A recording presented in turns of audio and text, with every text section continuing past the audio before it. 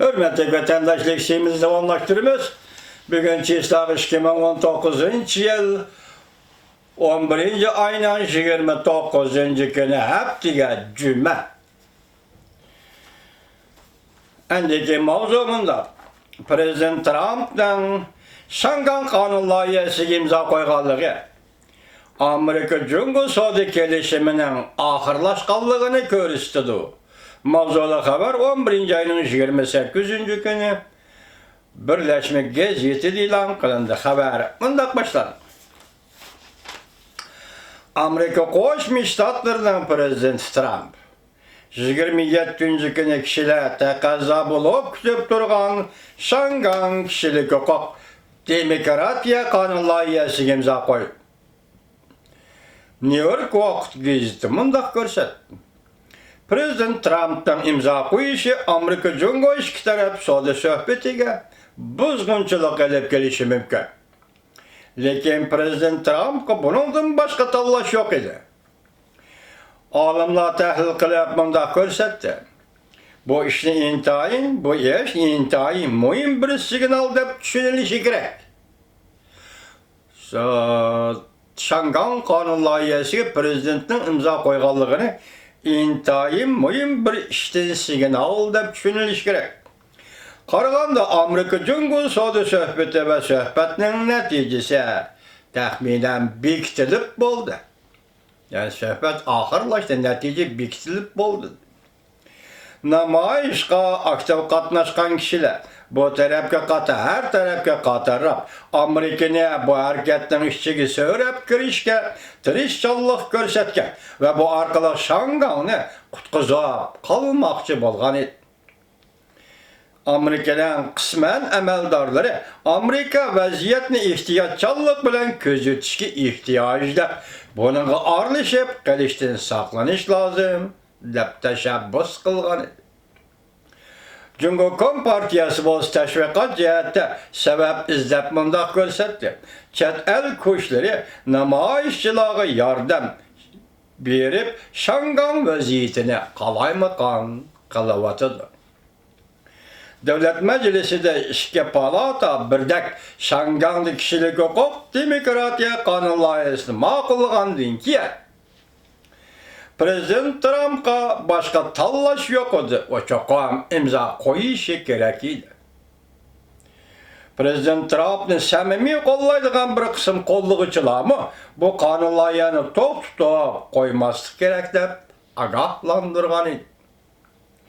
Sabah Prezident Obama davrida Aqsaray Asiya Tinch okean ishlari mudiri bo'lgan hozir Georgia shtati universitetining professori Ivan Madras mundaq dedi. Men Ivan Madrasni 2013-yil sizlarga to'liq so'zlagan edim. U kishi Jungo qo'llangan siyosatda Osiyo ishlariga mas'ul edi. Shu vaqtda Prezident Obama hukumatida hürmet qilish bilan e'tirof qilish o'rtasida qattiq falsafiy fikr yurgizib, nima degandim men sizlarga esanadiman vatandoshlar?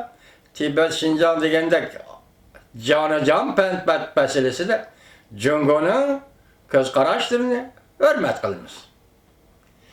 Buning ma'nosi biz Jungoning Tibet va Şinjandagi rayonlarga hukmronlik qilishining qonunli ekanligi yoki buni e'tirof qilish masalasi mavjud emas.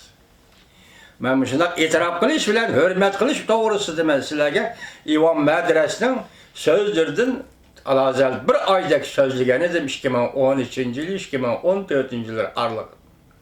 Yani şu Ivan Madras bugun fikr qildi, soda kelishimining imzolanishi va Şangan qonun loyihasiga imzo qo'yish to'g'risida.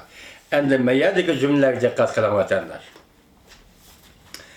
Bu kanun, yani Şangan kanununa imza koyuş, soda sohbeti jarayonidagi intayin muhim bir signal. Shundaqla Davlat Majlisi a'zolarining hammasi degudek bu kanun loyihasini qo'llagan ahvol ostida Prezident Trump'ning imzo qo'yishi hargizmi odatdan tashqari ish emas. Amdiki muhim masala Prezident Trump bu hujjatni qanday ishlatadi degan masalada. Prezident Trump bu hukukni, kechiringlar, bu hukukni qandoq ishlatadi degan masala. Demak, imzo qo'ydi. Endi Prezident Trump şu imza bo'yicha qonunga aylandi, loyiha qonunga aylandi. Shu qonun bo'yicha ishlatganda Shangang ishlariga endi qandoq yo'lga qo'ydi degan masala. Bu intayin muhim masala deydi. Sabah Asya Tinch Okean işlerinin müdiri Ivan Medres. Emdiki muhim mesele Prezident Trump bu hukukla qanday ishlatadi degan masala. Belki bu hareketini en yaxshi tushuntirishning usuli. Diqqat. Bu bir signal. Muhim signal. Amerika Jungo savdo suhbatining neticesinin asası cihetten bekitilgenligini aşkarlap berdi. New York Vaqt gazetesi mundaq ko'rsatdi. 6. ayda Jungo'nun reisi Xi Jinping bilan telefonda so'zlashganda Prezident Trump savdo suhbat elib berilayotganda Shangangdagi namoyishni qo'llash to'g'risida oshkora bayonot e'lon qilmaslikka kafolatmagan. 9. ayda Birleşken Devletler Teşkilatı'nın nutq so'zlaganda Prezident Trump Shangang to'g'risida to'xtaldi-yu, yanada Xi Jinpingni madhiyahlagan edi. Demak, baga va'dasi to'xtadi. Bu yerda biz diqqat qiladigan nuqta Ivan Medres'in deyotdi. Jungo Amerika o'rtasida suhbat oxirlashdi. Xulosa chiqarilib bo'ldi. Buningdan berilayotgan signal va signalni berayotgan ish Shangang qonun loyihasi imzo qo'yish. Tuvanda tahlil qilamiz vatandosh.